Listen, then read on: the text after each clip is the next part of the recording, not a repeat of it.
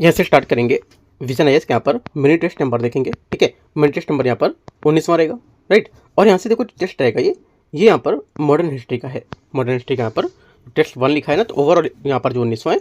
और यहाँ पर जो सब्जेक्ट के हिसाब से देखेंगे तो यहाँ से रहेगा ये पहला टेस्ट रहेगा मॉडर्न हिस्ट्री का। ठीक है, कल मैंने बताया था कि मॉडर्न हिस्ट्री का मैं यहाँ से स्टार्ट करूँगा, राइट। और यहाँ पर जो कल मैंने कराया था इसका किसका कराया था, कल मैंने आपको ज्योग्राफी का कराया था, राइट। तो स्टार्ट करते क्वेश्चन यहाँ से देखते हैं। और यहाँ से देखो हम लोग यहाँ पर आज 25 क्वेश्चन करेंगे इसमें। ठीक है, 25 क्वेश्चन यहाँ पर काफ़ी अच्छे क्वेश्चन देंगे। और उसके बाद हम लोग यहाँ पर करने के बाद आज विजन का क्वेश्चन देखेंगे, टेस्ट नंबर 32 है ना। ये 31 या 32 हो चुका होगा, उसके आगे का हम लोग करेंगे यहाँ से आज, राइट। तो स्टार्ट करते हैं, देखते हैं यहाँ से क्वेश्चन।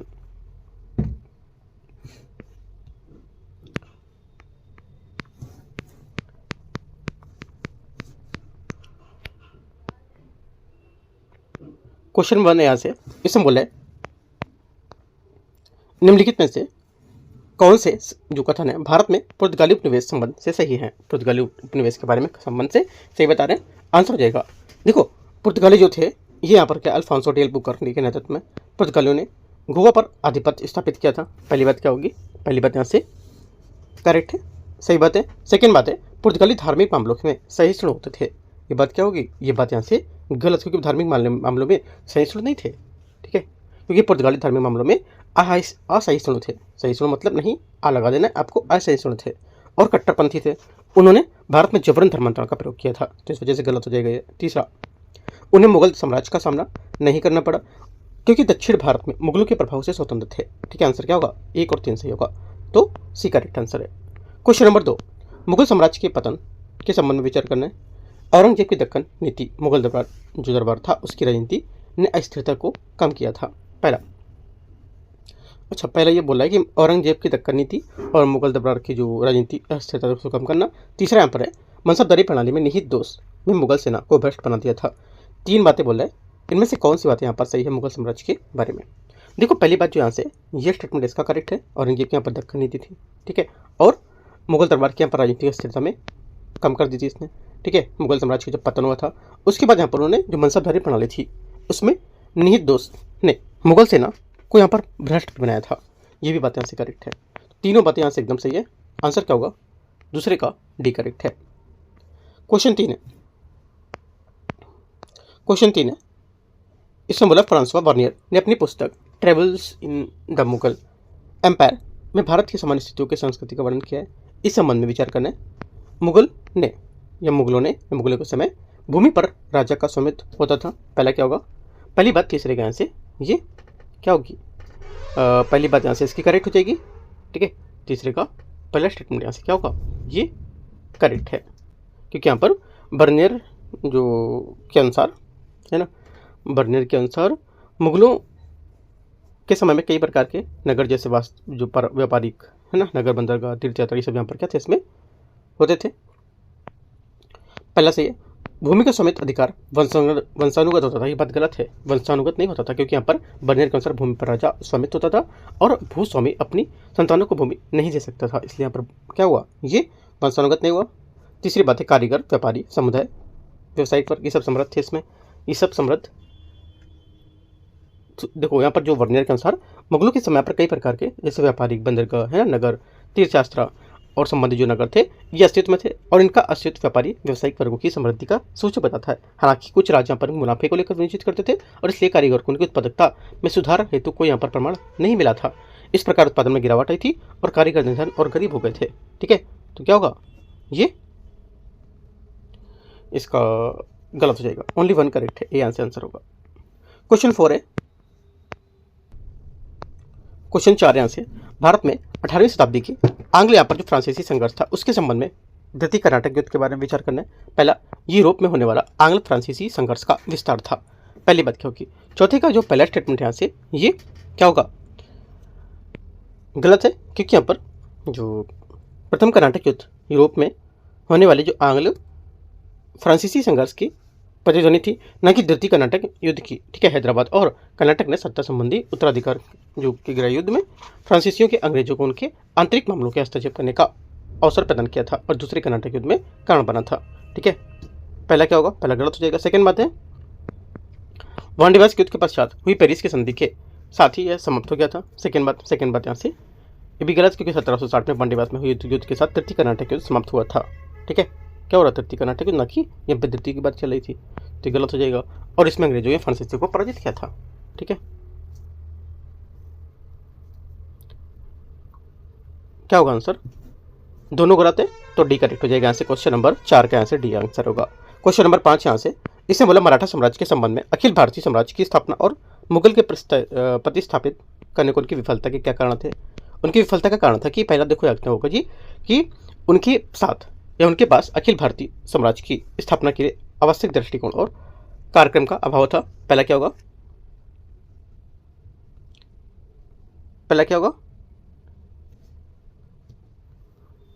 पहला हो जाएगा यहाँ से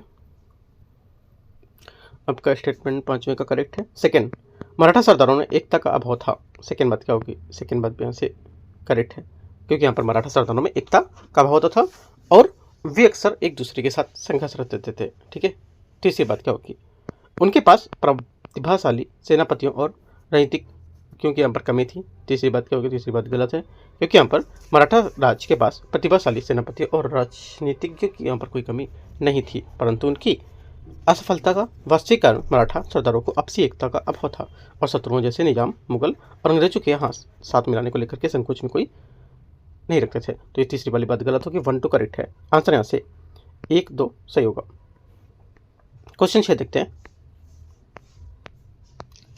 क्वेश्चन 6 यहाँ से इसमें बोला है निजाम उल मुल्क जो है ये आसफ जाह के संबंध में जितने 1724 में हैदराबाद राज्य की स्थापना की निम्नलिखित पर विचार करना है।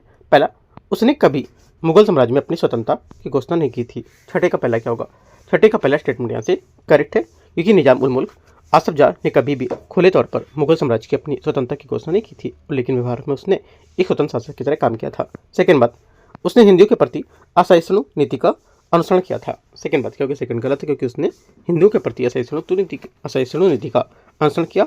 उदाहरण के लिए एक हिंदू पूरनचंद्र दौरान उसका दीवान होता था तब। ठीक है, तीसरी बात है उसने दक्कन में मुगल पद्धति से भिन्न एक व्यवस्थित प्रशासन की स्थापना की थी।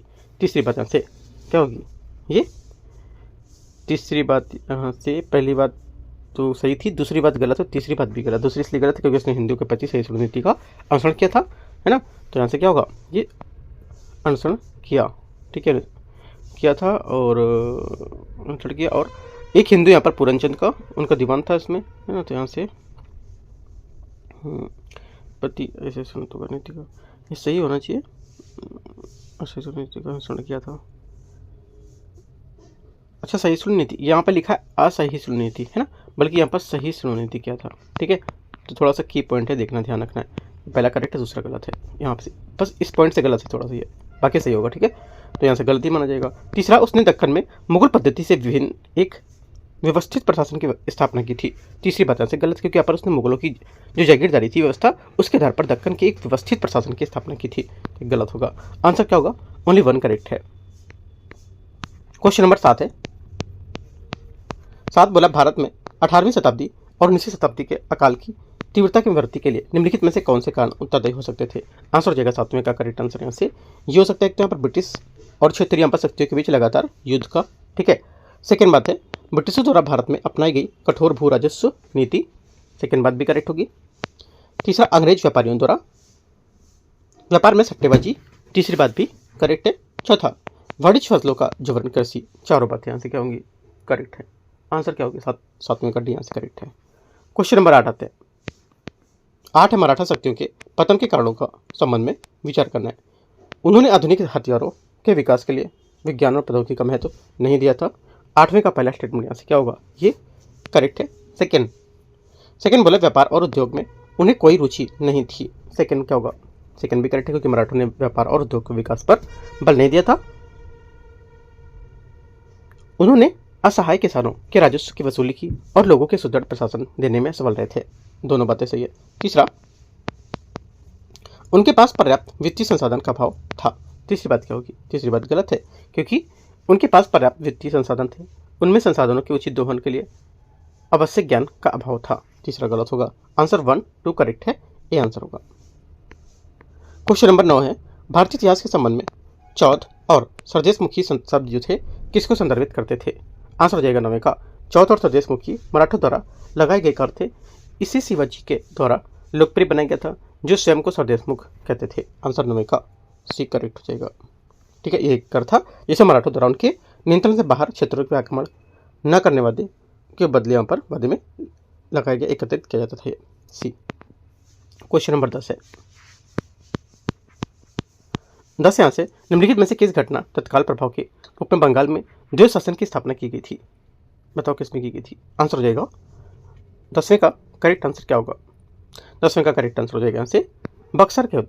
ठीक है, बक्सर के युद्ध इसका करेक्ट आंसर होगा, क्योंकि यहाँ पर 1764 में बक्सर के युद्ध के पश्चात कंपनी जो अभी तक विशुद्ध रूप से व्यापारिक कार्य करती थी, उसने बंगाल, बिहार, उड़ीसा की दीवानी अर्थात राजस्व और दीवानी न्याय का अधिकार प्राप्त कर लिया था और 1765 से 72 तक द्वैध शासन रहा था, जिसके अंतर्गत ब्रिटिश गवर्नर और ब्रिटिश अधिकारियों के जो समग्र पर नियंत्रण भारतीय अधिकारियों से पहले ही तरह ही कार्य करने की अनुमति दी गई थी। आंसर 10वें का सी करेक्ट है। क्वेश्चन नंबर 11 है। क्वेश्चन 11 है, निम्नलिखित में से कौन सा पानीपत का तृतीय युद्ध का सबसे महत्वपूर्ण परिणाम था? पानीपत का तृतीय युद्ध का सबसे महत्वपूर्ण परिणाम था। आंसर हो जाएगा यहाँ से ये पानीपत का तृतीय युद्ध ब्रिटिश ईस्ट इंडिया कंपनी को बंगाल और दक्षिण भारत में अपनी शक्ति को मजबूत करने का एक यहाँ पर अवसर प्रदान किया गया था। वास्तव में इसने भारत पर कौन शासन करेगा इसका निर्णय करने के बजाय ये निर्णय किया कि कौन भारत पर शासन नहीं करेगा, है ना। आंसर क्या होगा? ये आंसर इसका करेक्ट आंसर होगा। ठीक है, सेकंड बोला कि यहाँ पर पश्चिमोत्तर भारत में अहमद शाह अब्दाली का सुदृढ़ नियंत्रण स्थापित हुआ था। बात गलत है, क्योंकि अहमद शाह अब्दाली ने विजय से कोई लाभ नहीं मिला इसमें। ठीक है, और यहाँ तक कि वह अल्प समय या छोटे समय के लिए यहाँ पर पंजाब पर अधिकार नहीं कर सका था, ये भी गलत है। तीसरा हो जाएगा दक्षिण भारत में टीपू सुल्तान उभरती हुई शक्ति बन गई थी। तीसरी बात भी यहाँ से गलत है, क्योंकि यहाँ पर टीपू सुल्तान 1782 में सक्रिय हुआ था, जबकि यहाँ पर पानीपत के युद्ध कब हुआ था? 1761 में हुआ था। ठीक है, 1782 और 61 में करीब यहाँ पर 20 सालों का अंतर है। राइट, तो यहाँ से गलत हो जाएगा, सभी यहाँ से गलत होंगे, पहली बात करेक्ट है। क्वेश्चन 12 है, मराठा शक्ति है उसकी कुछ आधारभूत कमजोरियों से ग्रसित थी, जिसकी इसमें इसके पतन में महत्वपूर्ण भूमिका निभाई थी। इनमें से कौन सी कमजोरियां सम्मिलित नहीं थी? ठीक है, सम्मिलित नहीं थी पूछा है। राइट, आंसर हो जाएगा यहाँ से नहीं थी, करेक्ट आंसर 12वें का यहाँ से हो जाएगा आपको। ये एक तो वे महाराष्ट्र के बाहर सुव्यवस्थित जो प्रशासन था, ठीक है, स्थापित करने में विफल रहा था, सही बात है, और उसके शासकों में इस क्षेत्रों में उनके आक्रमण को नए शत्रु बनाए थे और मराठों में सरदारों के बीच आंतरिक संघर्ष था। तो ये सभी यहाँ पर क्या होंगे? इसकी कमजोरियों में व्याप्त थी। डी आंसर 12वें का सही आंसर होगा। और यहाँ से कुछ जैसे कि यहाँ पर विजय प्रक्रिया के दौरान मराठा सरदार प्राय एक दूसरे के साथ संघर्ष करते थे, और अगर केंद्रीय जो प्राधिकारी थे द्वारा उन्हें सख्ती से नियंत्रित करने की कोशिश की जाती थी तो वे शत्रुओं के साथ हाथ मिलाने में संकोच नहीं करते थे। तो यहाँ से 12वें का क्या होगा? डी करेक्ट है, सभी कमजोरियां व्याप्त थी। यहाँ से क्वेश्चन नंबर 13 है, 13 नंबर। इसमें बोले मुर्शिद कुली खां हैदराबाद प्रांत का प्रथम सूबेदार था। पहला क्या होगा? पहला स्टेटमेंट यहाँ से जो है इसका ये गलत है, क्योंकि यहाँ पर मुर्शिद कुली खान बंगाल का पहला नवाब या सूबेदार था, ना कि हैदराबाद का। तो हैदराबाद का स्वतंत्र राज्य की स्थापना निजामुल मुल्क शाह जाने की थी, वास्तु जाने की थी। ठीक है, तो गलत होगा। अगला है कि मुगल साम्राज्य के पतन के विभिन्न जो सूबेदार थे इसमें मत संघर्ष को बढ़ाया गया था। ये बात करेक्ट है, क्योंकि यहाँ पर मुगल साम्राज्य के पतन के साथ यहाँ पर केंद्रीय जो नियंत्रण था ये कमजोर हो गया था, जिससे यहाँ पर विभिन्न क्षेत्रों में सूबेदार और नवाबों के बीच यहाँ पर राजनीतिक वर्चस्व जो यहाँ पर थी उसमें संसाधनों के लिए संघर्ष बढ़ गया था। तो ये बात करेक्ट है। आंसर क्या होगा? आंसर यहाँ हो जाएगा केवल 2 करेक्ट है, तो बी आंसर 13 का सही आंसर है। आगे आते हैं क्वेश्चन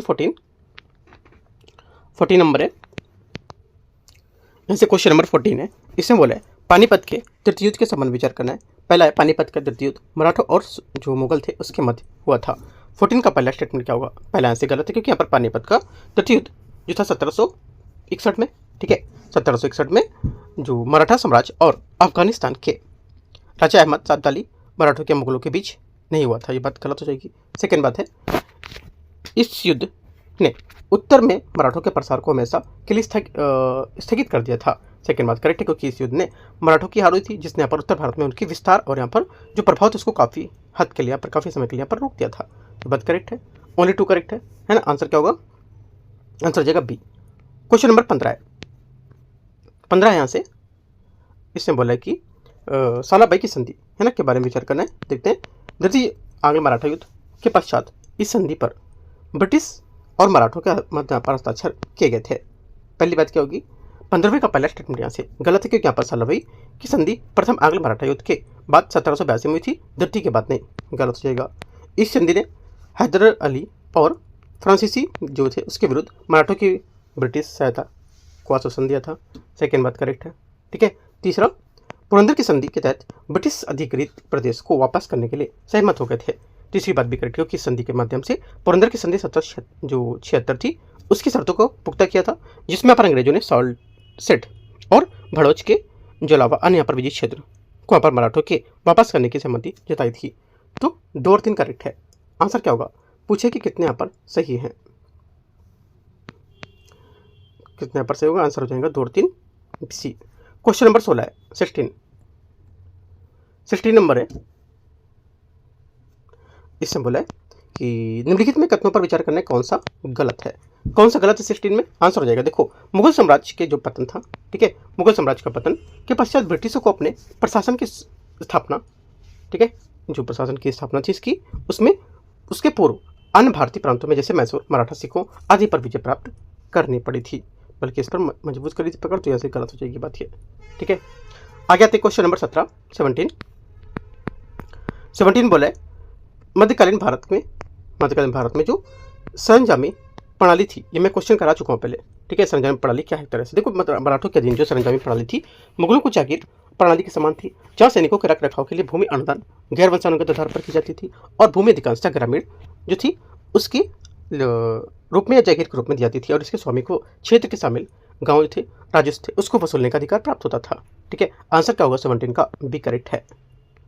क्वेश्चन 18 है 18 नंबर। इसमें बोला है पंजाब के रणजीत सिंह के शासन के संबंध में विचार करना है। उन्होंने यूरोपीय सेना की तर्ज पर एक शक्तिशाली सुसज्जित सेना का गठन किया था। 18 का पहला स्टेटमेंट क्या होगा, 18वें का पहला स्टेटमेंट यहाँ से करेक्ट है। ठीक है। पहली बात यहाँ से सही है, क्योंकि यहाँ पर जो रणजीत सिंह ने यूरोपीय प्रशिक्षक थे उनकी सहायता से यूरोप की तर्ज पर एक शक्तिशाली अनुशासित और सुसज्जित सेना का गठन किया था। उन्होंने लाहौर में तोप का निर्माण करने के लिए आधुनिक तोपखाना स्थापित किया था। ऐसा कहा था कि उनके पास एशिया में दूसरी सबसे बड़ी सेना थी और पहली ईस्ट इंडिया कंपनी की सेना थी। पहला सही है। दूसरा, उन्होंने पूर्व में मुगलों द्वारा प्रवर्तित भू राजस्व प्रणाली आमूलचूल परिवर्तन किए। सेकेंड बात गलत है, क्योंकि मुगलों द्वारा लागू की गई भू राजस्व व्यवस्था में उन्होंने कोई परिवर्तन नहीं किया था और भू राजस्व की गणना सकल उत्पाद के 50% के आधार पर की जाती थी। उनकी धार्मिक नीति का स्वरूप रूढ़िवादी था। तीसरी बात यहाँ से गलत है, क्योंकि वे धार्मिक मामलों में सहिष्णु और उदार थे। उनके कोई महत्वपूर्ण मंत्री या सेनापति मुस्लिम व हिंदू थे। ठीक है। राइट। तो यहाँ पर जो मुस्लिम और हिंदू होते थे इनके यहाँ पर सेनापति और उनके मंत्रियों के सबसे प्रमुख और विश्वसनीय मंत्री फ़कीर अजीबुद्दीन थे, जबकि उनकी वित्त मंत्री दीवान दीनानाथ थे। तो सिर्फ पहली बात इसी करेक्ट है। क्वेश्चन 19 नंबर है निम्नलिखित में से कौन सा मुगल साम्राज्य के पतन के कारण थे। आंसर हो जाएगा 19 का करेक्ट आंसर यहाँ से उत्तराधिकार संबंधी युद्ध हो जाएगा पहला तो। ठीक है। क्योंकि यहाँ पर मुगलों के ज्येष्ठ अधिकारी कानून के अभाव के कारण सामंत सम्राट की मृत्यु के बाद उसके पुत्रों के मत उत्तराधिकार के लिए यहाँ पर संघर्ष था, जिसमें यहाँ पर सेनापति ने अलग अलग पक्ष लेते थे और शाही राजवंश के राजकुमारों को पार्श्व में रखकर राजकुमारों के नामांकन नेता के रूप में प्रयोग करते थे। ठीक है। तो यहाँ से पहला उत्तराधिकार युद्ध संबंधी बात यहाँ से मुगल साम्राज्य के पतन का कारण थी और मुगल सैन्य प्रणाली में निहित जो कमजोरियाँ थीं, ठीक है, निहित कमजोरियाँ यहाँ पर भी थी, ये भी बात सही है। ठीक है। तीसरी बात है कि यहाँ पर निरंतर हो रहा है यहाँ पर किसान विद्रोह, ये भी बात करेक्ट है, क्योंकि यहाँ पर 17वीं-18वीं शताब्दी के पूर्वार्ध में लगातार होने वाले किसान विद्रोह को भी मुगल साम्राज्य के पतन का एक प्रमुख कारण माना गया था। ठीक है। तीनों बातें करेक्ट है। 19 का डी। Question 20 number 20 number. इसमें बोला है प्रथम कर्नाटक युद्ध के संबंध में निम्नलिखित पर विचार करना है। ये ब्रिटिश और फ्रांसीसी ईस्ट इंडिया कंपनी के मध्य लड़ा गया था। पहला 20 का पहला स्टेटमेंट यहाँ से क्या होगा, ये 20 का पहला स्टेटमेंट आपका यहाँ से इसका होगा करेक्ट हो जाएगा। सेकेंड बात है ये ऑस्ट्रिया में चल रहा है जो उत्तराधिकारी के युद्ध है उसके समय हुआ था। कौन सा, प्रथम कर्नाटक युद्ध। दोनों बातें यहाँ से क्या है एकदम सही है, सही पूछ रहा है तो सी यहाँ से करेक्ट आंसर 20 का हो जाएगा। 21 है निम्नलिखित पर विचार करना है। पानीपत का तृतीय युद्ध मराठों और अवध शाब्दाली के मध्य लड़ा गया था। पहला क्या होगा, 21 का पहला स्टेटमेंट यहाँ से करेक्ट है। सेकेंड यहाँ पर इस युद्ध में अवध के नवाब सुजाउद्दौला मराठों के पक्ष में थे। सेकेंड बात यहाँ से गलत है, क्योंकि सुजाउद्दौला अफगानों के पक्ष में थे। ठीक है। तो क्या होगा सेकेंड बात यहाँ से गलत हो जाएगी इसकी। पहली बात करेक्ट है, सेकंड गलत है। तीसरा यहाँ से इसने बोला युद्ध में मराठों की विजय हुई और इसके परिणाम स्वरूप मराठा साम्राज्य का उदय हुआ था। तीसरी बात यहाँ से क्या होगी, देखो तीसरी बात भी यहाँ से क्या गलत है एक तरह से, क्योंकि इस युद्ध में मराठों की हार हुई थी और ये युद्ध मराठा शक्ति के लिए एक बड़ा झटका था और इससे भारत में उसकी पकड़ को कमजोर हो गई थी। ठीक है, क्योंकि यहाँ पर युद्ध में मराठों की विजय और उसके परिणाम स्वरूप मराठा साम्राज्य का उदय हुआ था। तो ये बात गलत हो जाएगी यहाँ से। आंसर क्या होगा, एक बात सिर्फ करेक्ट है, एक आंसर होगा। 22 नंबर क्वेश्चन है, निम्नलिखित पर विचार करना है। देखते हैं इसको क्या बोल रहा है। इसने बोला है निम्नलिखित तथ्यों पर विचार करना है कि तृतीय आंग्ल, पहला बोला स्टेटमेंट, तृतीय आंग्ल मैसूर युद्ध के समय कॉर्नवालिस भारत का गवर्नर जनरल था। ठीक है, पहली बात क्या होगी, पहली बात स्टेटमेंट यहाँ से जिसका होगा ये क्या होगा, करेक्ट है। ठीक है, पहली बात यहाँ से सही है इसकी, क्योंकि यहाँ पर तृतीय आंग्ल मैसूर युद्ध था, ये 1790 से 92 के साथ यहाँ पर लॉर्ड कॉर्नवालिस के साथ ही बंगाल का गवर्नर जनरल था और उससे व्यक्तिगत रूप से युद्ध में सेना का नेतृत्व भी किया था। पहली बात यहाँ से करेक्ट है। सेकंड, तृतीय आंग्ल मैसूर युद्ध में टीपू सुल्तान की मृत्यु हुई थी। सेकंड बात क्या होगी, सेकंड बात यहाँ से गलत, क्योंकि टीपू सुल्तान की मृत्यु चतुर्थ आंग्ल मैसूर युद्ध 1799 में श्रीरंगपट्टनम की रक्षा करते हुए थी, न कि तृतीय युद्ध में, है ना, तृतीय युद्ध में, और तृतीय युद्ध श्रीरंगपट्टनम की संधि के साथ समाप्त हुआ था। तीसरी बात है, प्लासी के युद्ध में विजय प्राप्त करने के लिए मीर जाफर ने नवाब सिराजुद्दौला के विरुद्ध ब्रिटिशों के साथ मिलकर षड्यंत्र किया था। तीसरी बात करेक्ट है। आंसर 1 और 3, 22 का 22वें का क्या होगा, सी करेक्ट है। क्वेश्चन 23 नंबर है, 23 में बोला कि मुगलों की दक्कन जो नीति थी उसके संबंध में विचार करना है। अकबर ने दक्कन के मुगल साम्राज्य की विस्तार की नींव प्रारंभ की थी। 23 का पहला स्टेटमेंट यहाँ से क्या होगा, करेक्ट है। सेकेंड बात है, जहांगीर ने दक्कन के शासकों के साथ शांतिपूर्ण संबंध स्थापित किए थे। सेकेंड बात यहाँ से ये भी गलत है, क्योंकि जहांगीर ने अपने पिता दक्कन की नीति जारी रखा, पिता की जो दक्कन की नीति थी जारी रखी थी और उसने अहमदनगर पर अधिकार करने का प्रयास किया था तथा बीजापुर के गोलकुंडा शासकों में अपना आधिपत्य स्वीकार किया था, है ना। तो यहाँ से सेकंड क्या होगा, गलत होगा। औरंगजेब की दक्कन नीति उसकी राजनीतिक एक धार्मिक उद्देश्य भी थी, है ना। तीसरी बात करेक्ट, क्योंकि औरंगजेब की दक्कन नीति उसकी यहाँ पर राजनीतिक और धार्मिक उद्देश्य से सम्मिलित थी। तीसरा और पहला करेक्ट है। आंसर क्या होगा, आंसर हो जाएगा आपका से सी करेक्ट है, सी नहीं, आंसर बी करेक्ट है। क्वेश्चन 24 नंबर है, निम्नलिखित में से कौन सा मुगल साम्राज्य के पतन के कारण थे। मुगल साम्राज्य के पतन के कारण थे कौन कौन से, ठीक है, आपको बताना है। देखो मुगल साम्राज्य के वैसे पतन के कारण तो यहाँ पे क्या हो जाएंगे, सभी होंगे। सोचो आप, थोड़ा सा मैंने हिंट दिया आपको।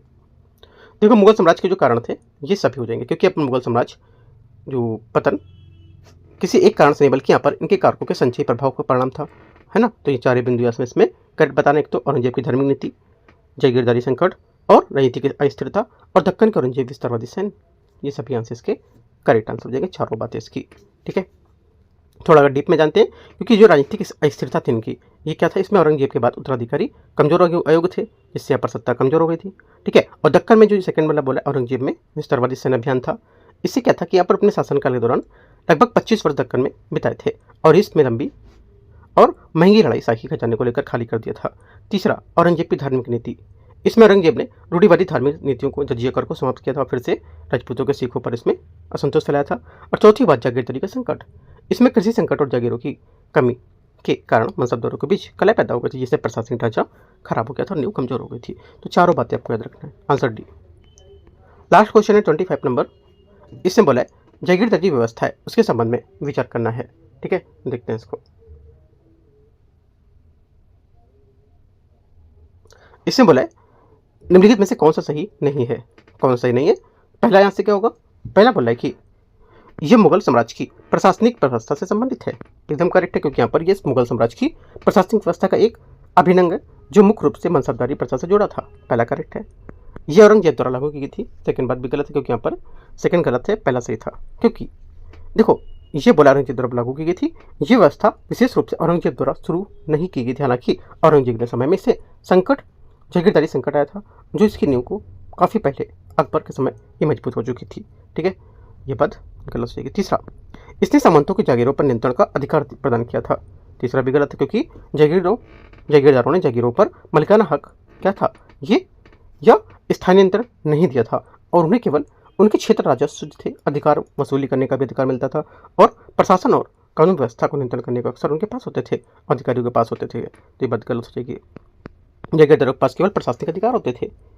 जगीरदारों के पास मुख्य रूप से राजस्व वसूलने का अधिकार होता था, केवल प्रशासनिक नहीं। ठीक है, तो गलत हो जाएगा। आंसर क्या होगा यहाँ से? 25 का जो आंसर हो जाएगा आपका यहाँ से ये हो जाएगा, पहला सही है, दूसरा तीसरा चौथा गलत है ना, दूसरा तीसरा चौथा गलत है, सही पूछा है तो यहाँ पे स्टेटमेंट थोड़ा अच्छा ठीक है, 2 3 4 पूछा गलत ना, तो 2 3 4 हो जाएगा, 2 3 4 गलत कौन सा? सी यहाँ से गलत हो जाएगा। ठीक है, पहली बात इसकी सही थी। तो इस टाइप से यहाँ पर 25 क्वेश्चन आपके पूरे हो गए। ठीक है, यहाँ पर टेस्ट नंबर 19 के, और अगला टेस्ट हम लोग लेके आएंगे टेस्ट नंबर 20 कल, और उससे पहले आज हम लोग देखेंगे विजन एज का टेस्ट नंबर 32 भी कवर करेंगे। ठीक है, फुल लेंथ यहाँ पर करीब 7वां हो गया, 7वां 8वां जो भी होगा आप देख सकते हो उसमें करूँगा आज में। राइट, तो एंड करते हैं से इसको, कुछ डाउट रहेगा नीचे कमेंट में पूछ सकते हो। All the best, thank you.